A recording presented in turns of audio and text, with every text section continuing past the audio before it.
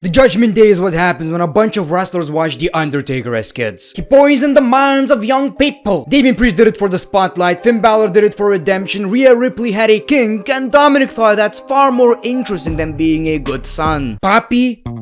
Wild Rhea. What I'm trying to say is they're a bunch of cool, edgy kids. They're basically what Marks think they are when they use Twitter. Well, I'm actually cool. Sure you are, Mark. The Judgment Day is a pretty damn good faction, but that wasn't always the case.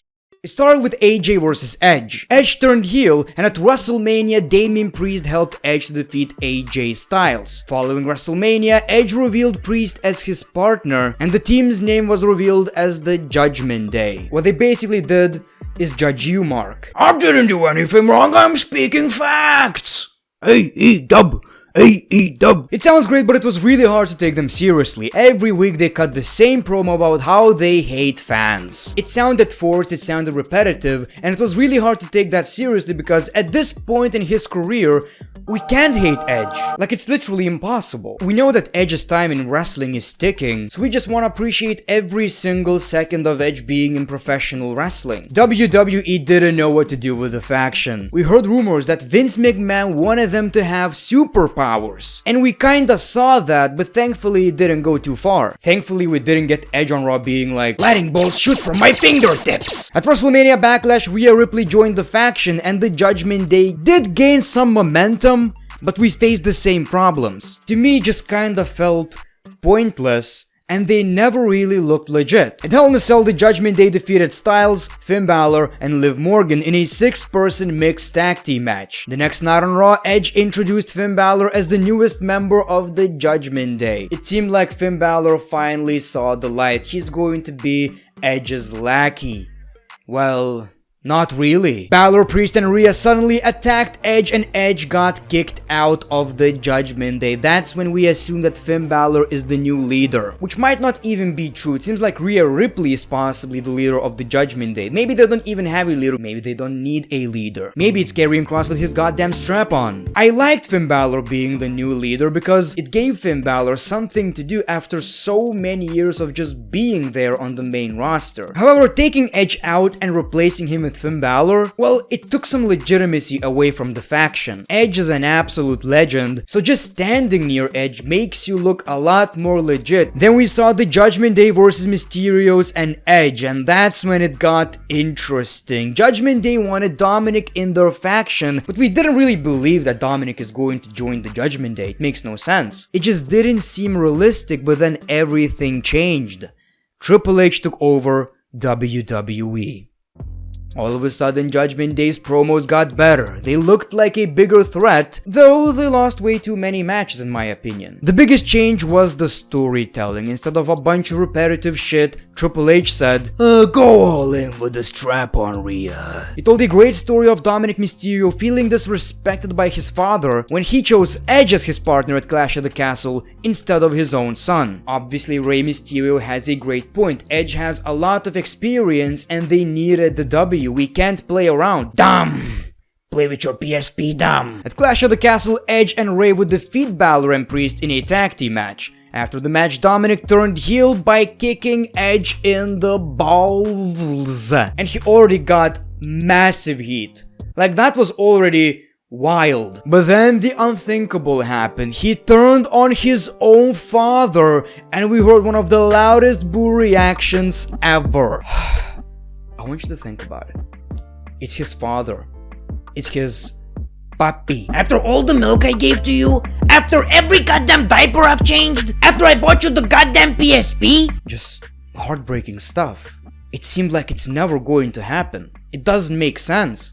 Like, I thought Rey Mysterio is going to retire and they would never face each other. Then we saw Dominic transforming into a man. He finally lost his virginity. We got different Dominic. And Rey still tried to put some sense into Dominic, but he refused to listen. It seemed like Dominic still had some regrets, but every week he turned into a bigger monster. I personally loved this, but I gotta be honest, he still lacked so much. His promo delivery was bad. His matches aren't the best. You can see that he still has so much to learn, but but I feel like every week he's getting better. He really knows how to make people hate him, and the facial expressions he's doing when he's getting booed are priceless. Rey Mysterio was put into a very unfortunate situation because Edge wants to fight Dominic, but Rey Mysterio is trying to avoid that from happening. Eventually, we got Edge versus Dominic, and Rey effed it up again, and that's how Edge got injured. On September 26th episode of Raw, Edge made his return and challenged Balor to an I Quit match. Edge even cut a great promo where he talked about how he's getting older and has doubts. I wake up to pee 5 times a night. I have a great bush now. So we got the I Quit match. We saw a bunch of interferences from the Judgment Day, and this was the first time Dominic Mysterio attacked his father. He got physical and Michael Cole lost his mind. It went something like this. That's your damn father! How dare you! Somebody stop the damn match! That wasn't it. Edge said I quit to save his wife, but they did it anyway, these weird bastards. Now they've gone too far. Dominic has gone too far. There's no way Rey Mysterio can forgive him now. It's beyond apologies. Also, Beth Phoenix getting attacked made it beyond personal. Here's how WWE fixed the Judgment Day. Now, they're destroying everything around them.